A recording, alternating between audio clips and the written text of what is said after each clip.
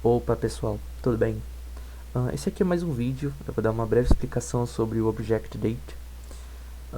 Vale ressaltar, né, que não se atente muito caso você veja algum erro gramatical, porque eu não me importo muito em relação a isso. Essas explicações aqui que eu faço em arquivos js.md são explicações minhas com base nos meus estudos e pesquisas. Então, sim, eu faço uma revisão lógica para ver se o que eu escrevi está correto, mas eu não me atento muito à acentuação nas palavras, nas frases e assim por diante, beleza? Então, quando a gente está trabalhando, quando a gente faz uma instância do nosso date, é que eu dei uma breve explicação também, quando a gente pega uma instância e coloca argumentos do tipo number, a gente tem esses aqui, que é o year, month, day, hour, minute, seconds e milliseconds. Apenas dois argumentos são obrigatórios, que é o year e o month. Eu vou demonstrar isso com o data. A gente faz a instância aqui e aqui a gente define. Então a gente vai começar passando um ano e aqui a gente vai passar o nosso mês. Vale lembrar, né, que a gente pode pensar como se fosse um enorme array. Então const months recebe janeiro, fevereiro e março e assim por diante. Então, se eu coloco 0 aqui, janeiro é o índice 0, beleza? Então, janeiro, índice 0, fevereiro, índice 1, março, índice 2 e assim por diante. Então, outra coisa que é importante saber é que, por padrão, a gente já tem valores definidos, né? Então, por exemplo, o horário, quando a gente não define ele aqui nos argumentos, ele é definido para 3 da manhã. O dia é definido para o dia 1 e o restante é para 0. Se a gente rodar o código, com console log, obviamente, a gente vê exatamente isso. Ano 2020, mês 1, que é janeiro, né? 0 é o janeiro, aqui retornou janeiro pra gente. O dia 1, horário 3 da manhã e o restante 0, sendo minutos, segundo, minutos, não, horas, minutos e segundos. Porra, perdão.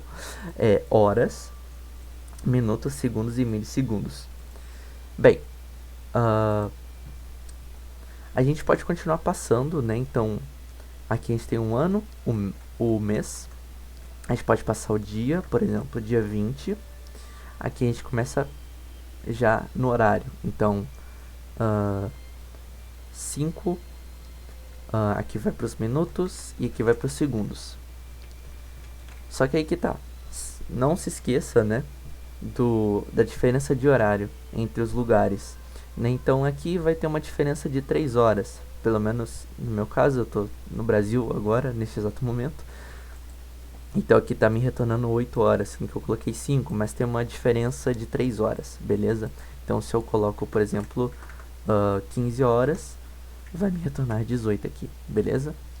A gente também pode passar os milissegundos, só que é importante saber que tudo que a gente coloca aqui, basicamente tem uma conversão, né? Então se eu colocar 1000 milissegundos, 1000 milissegundos é igual a 1 segundo, certo? Então, o JavaScript não vai colocar isso aqui embaixo, né, no console, como output. Ele vai, em vez de colocar 10 segundos, ele vai colocar 11 segundos, né? Então, se eu coloco, por exemplo, 2000 milissegundos, aqui vai para 12 segundos, e assim por diante. A outra forma da gente definir uma data seria através do string, que chega até a ser um pouco mais prático, né? Onde a gente vai usar aquele padrão de ano, mês e dia, né? Não sei se exatamente se é um padrão norte-americano, acredito que sim, mas eu não sei se na Europa eles também usam esse padrão.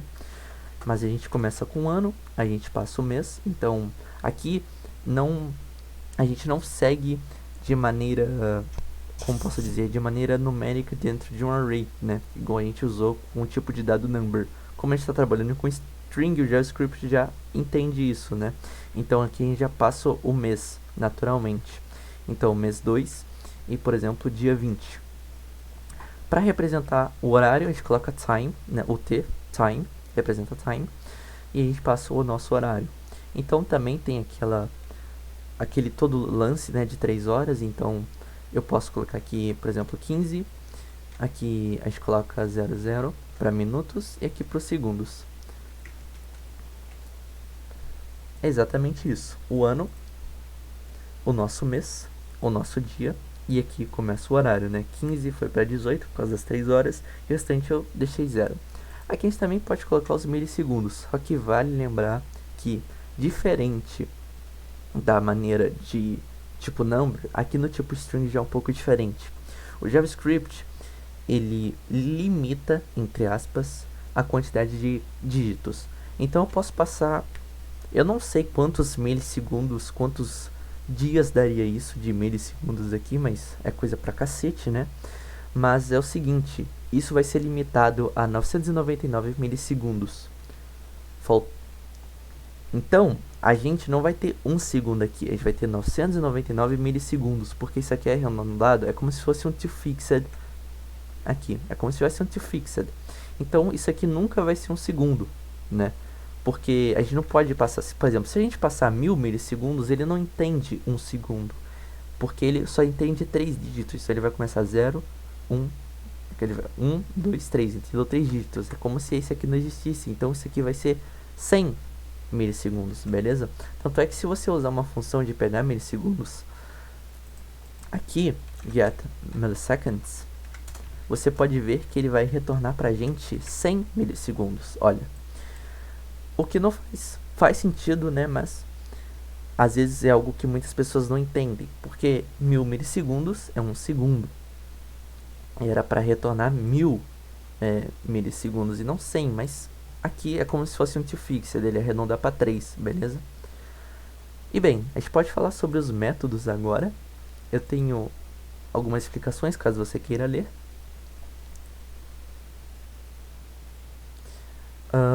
Já expliquei aqui em relação ao tipo de dado string e o number.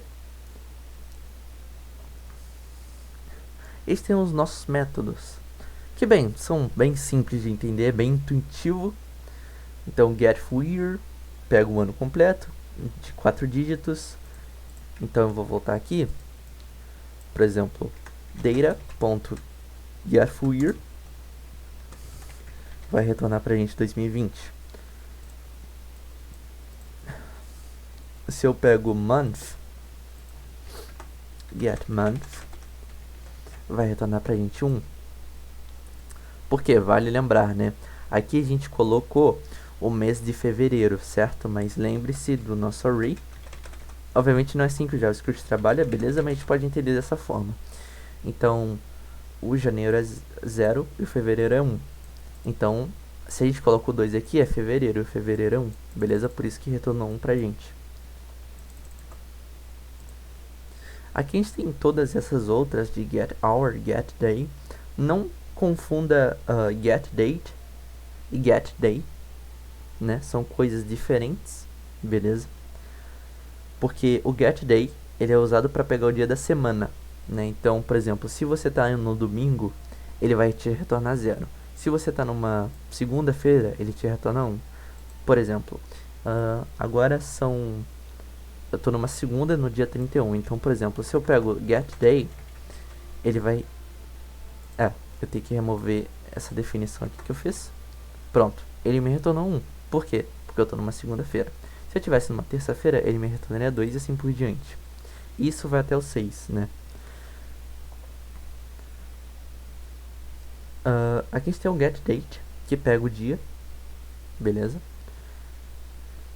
E é basicamente isso. O getTime é algo bem interessante também, que, por exemplo, você pode pegar todos os milissegundos capturados. Vou dar um exemplo, né? Aqui está com isso aqui definido.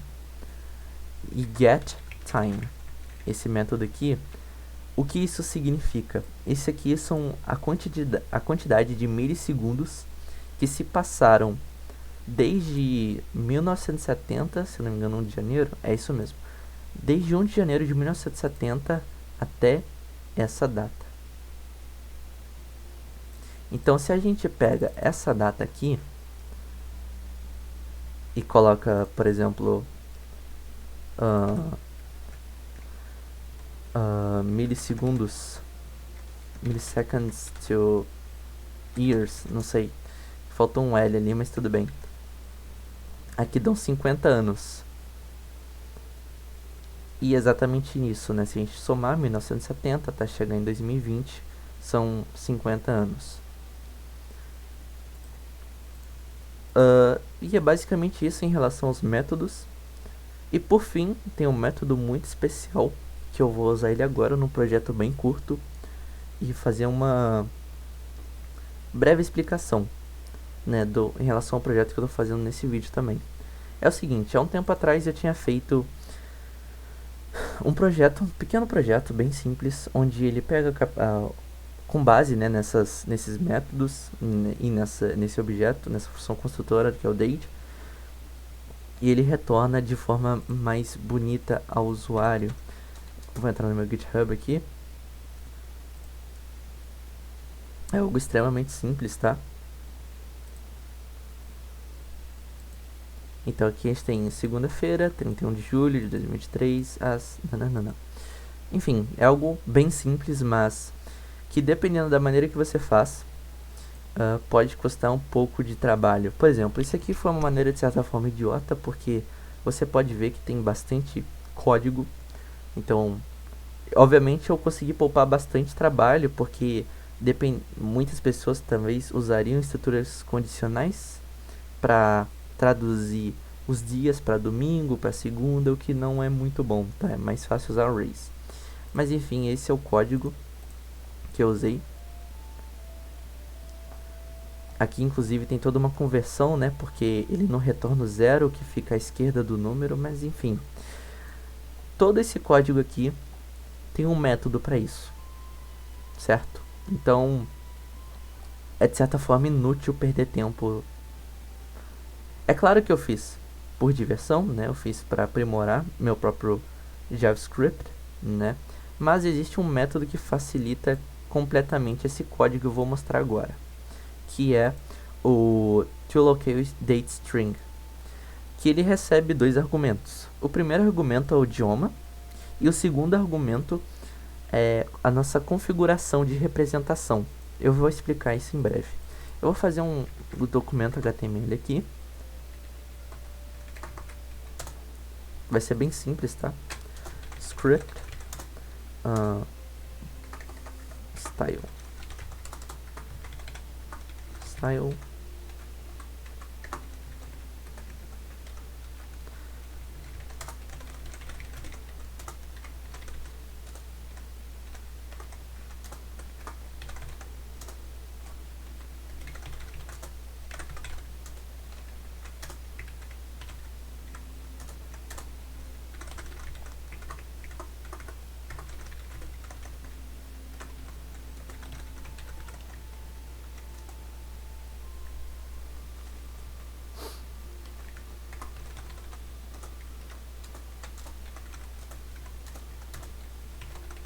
Não se atente muito ao meu CSS, até porque não é o ponto desse vídeo, tá? É só pra gente ver tudo de uma maneira mais clara.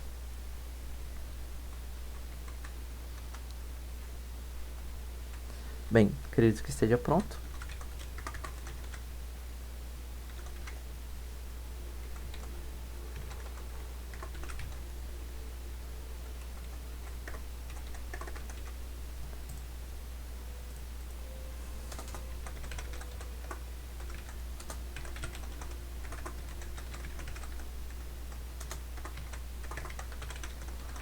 Fazer um pequeno teste para ver se tudo está nos conformes.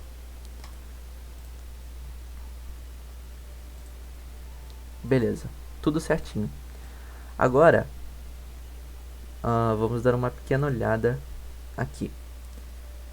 Bem, a gente vê que o nosso projeto teve bastante linha.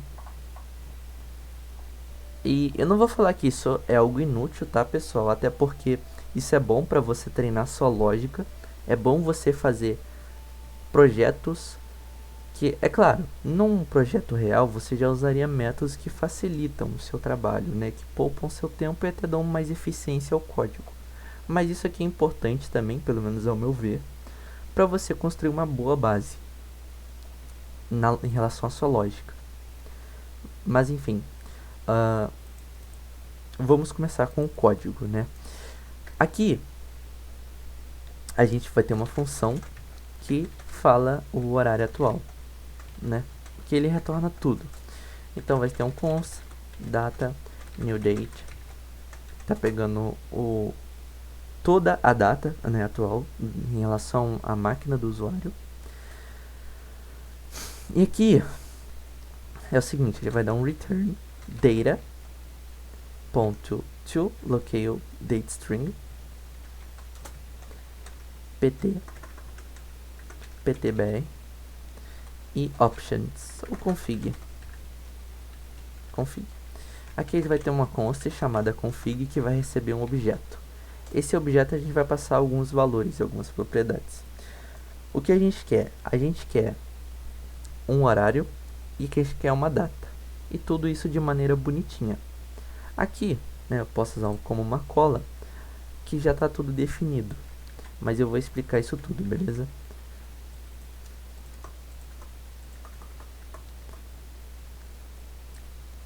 Weekday, né, dia da semana, a gente colocou long. Eu vou explicar, tá? Year numeric, month long, day numeric.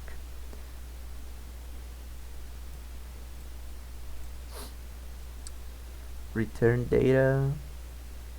Beleza. Tudo certinho. Agora, a gente pode dar um set interval para chamar uma função que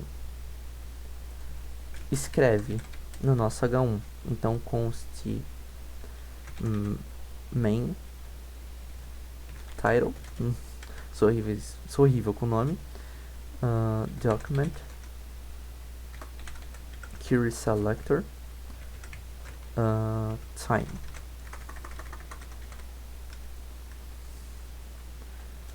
Aqui a gente coloca um set interval. Para quem não sabe, o set interval é um método aí, né, um jeito que a gente tem no JavaScript para invocar uma função a cada determinado milissegundos, né? A gente vai passar 1000, que é a cada 1 segundo.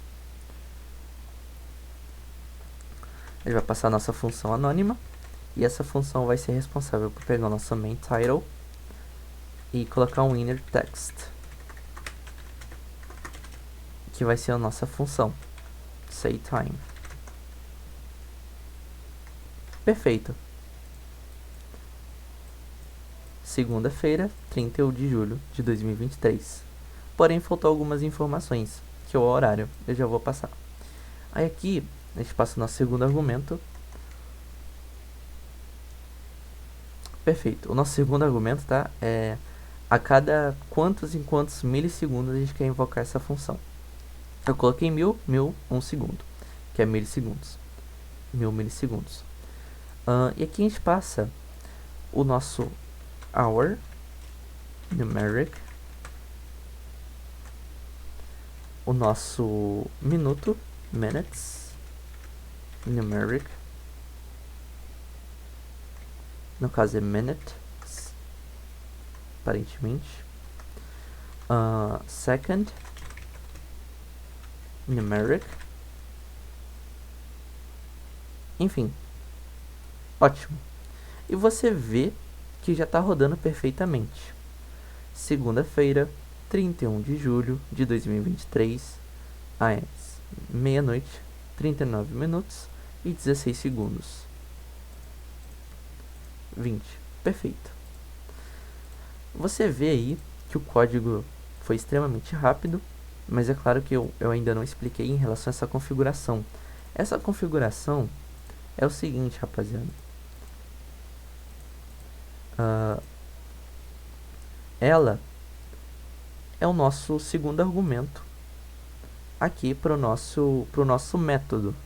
E ela define como a gente vai representar o nosso horário em determinado idioma. Então, por exemplo, no month eu coloquei long. Eu poderia, por exemplo, colocar short, que significa curto. Então, se a gente olhar aqui, 31 de julho, né? Que seria quando a gente encurta julho. Então, a gente poderia fazer isso também para o nosso, por exemplo, para o nosso weekday. Colocar short. Então aqui a gente vai ver seg, né, de segunda. Então a gente pode fazer essas configurações. E existem outras coisas que você pode fazer também, se eu não me engano, mas é algo bem interessante. É claro que não há necessidade de você criar uma variável para isso, você pode colocar aqui de maneira direta, mas eu deixo aqui porque é mais fácil você mudar depois. Então é basicamente isso, acho que é tudo que eu queria explicar. Aqui eu dou uma explicação, né, do que eu acabei de dizer, né? Então, valores alternativos dos seus retornos, PTBR. Então, weekday long retorna quinta-feira, weekday short retorna quinta. Month long retorna dezembro, por exemplo, e o short retorna 10, né? E se a gente colocar o month numeric, porque, vejamos, o month aqui tá short, se a gente coloca o numeric, ele vai entender no formato de número, né? Então vai ser a formato que inclusive a gente vê aqui no Windows, por exemplo, de dia 3 do mês 12 de 2020. Enfim, era isso que eu gostaria de explicar aqui pra vocês. Muito obrigado por assistir.